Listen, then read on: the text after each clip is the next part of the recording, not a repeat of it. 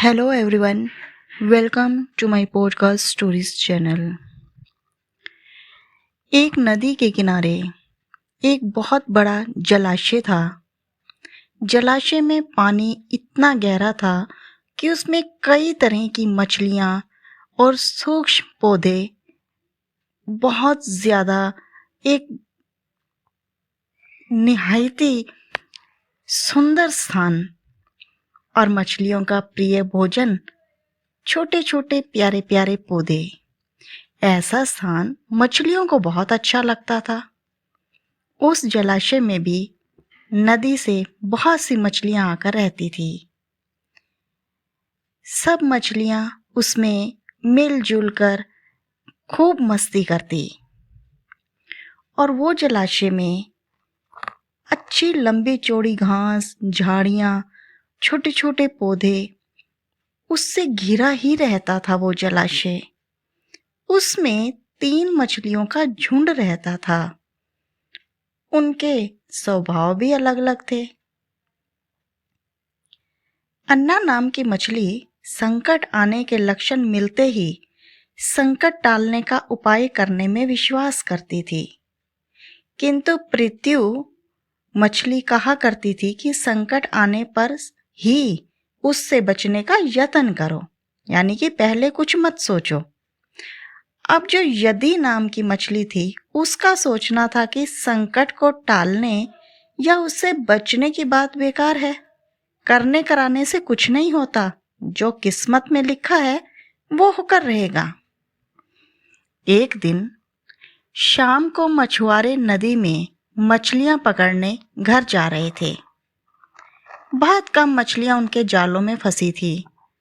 उनके चेहरे उदास थे। तभी उन्हें झाड़ियों के ऊपर मछलीखोर पक्षियों का झुंड दिखाई दिया। सबकी चोंच में मछलियां दबी थी। वो हैरान हुए। एक मछुआरे ने अंदाजा लगाया कि दोस्तों, लगता है झाड़ियों के पीछे नदी से कोई जलाशय जुड़ा हुआ है, जहां इतनी सारी मछलियां पल रही हैं। मछुआरे खुश होकर झाड़ियों में से होकते हुए जलाशय के नजदीक आ गए और ललचाई हुई नजरों से मछलियों को देखने लगे।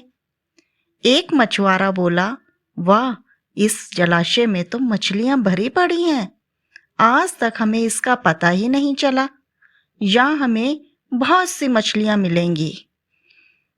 तो दूसरे मछुआरे ने कहा, आज तो शाम घिरने वाली है, चलो कल सुबह आकर यहीं जाल डालेंगे।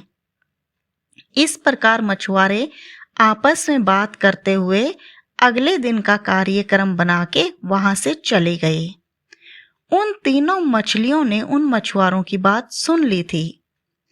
अन्ना मछली ने कहा, साथियों, तुमने मछुआरों की बात सुनी।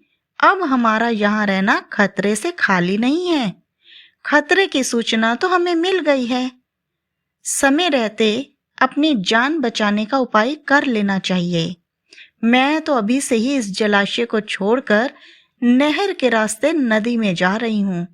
उसके बाद मछुआरे सुबह आए, जाल फेंका मेरी बला से, तब तक तो मैं बहुत दूर जा चुकी होंगी।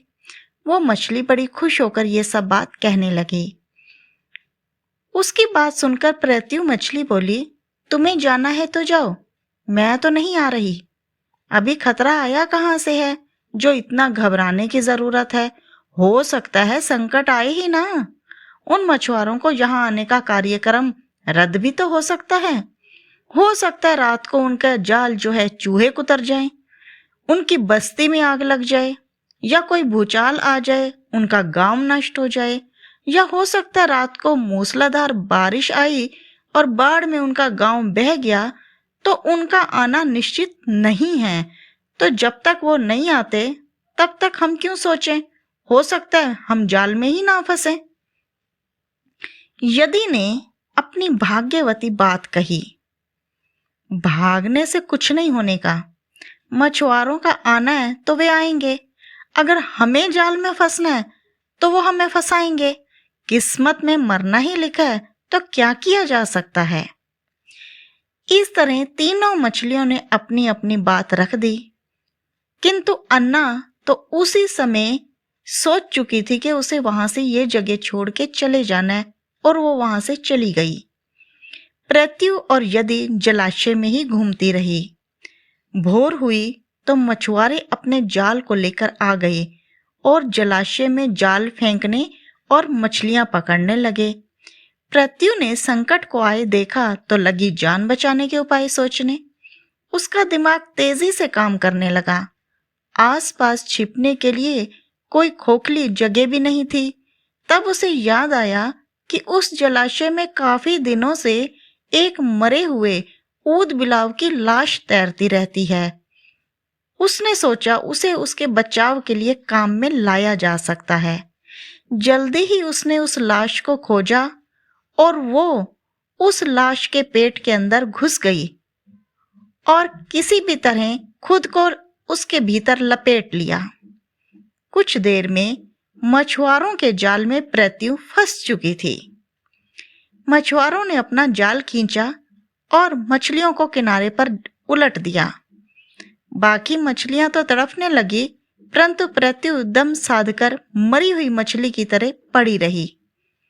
मछुआरे को सड़ान का भभका लगा तो मछलियों को देखने लगा। उसने निश्चल पड़ी प्रत्यु को उठाया और सूंघा। आहा, ये तो कई दिनों की मरी मछली है, सड़ चुकी है। ऐसा मुंह बनाकर उस मछुआरे ने उस प्रत्यु को वापस जलाशय में फेंक दिया। प्रत्यु ने अपनी बुद्धि का प्रयोग किया और संकट से बच निकलने में सफल हो गई। पानी में गिरते ही उसने गोता लगाया और सुरक्षित गहराई में पहुंचकर जान की खैर मनाई। यदि भी दूसरे मछुआरों के जाल में फंस गई थी और एक टोकरे में डाल दी गई थी। अब भाग्य के भरोसे बैठी रहने वाली यदि आखिरकार फंस गई और दूसरी मछलियों की तरह तड़प कर मर गई। अब भाग्य के भरोसे हाथ पर हाथ रखकर बैठने वाले का विनाश तो निश्चित ही है।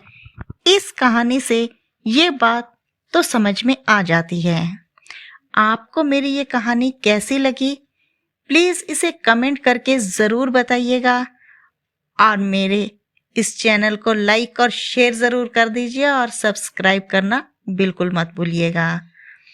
यदि आप अपने किसी पसंदीदा टॉपिक के ऊपर कहानी सुनने के इच्छुक हों तो प्लीज कमेंट में जरूर लिखिएगा। मुझे इंतजार रहेगा आपके कमेंट्स का।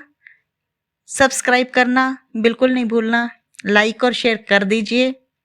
मिलूंगी एक और नई कहानी के साथ। तब तक के लिए गुड बाय।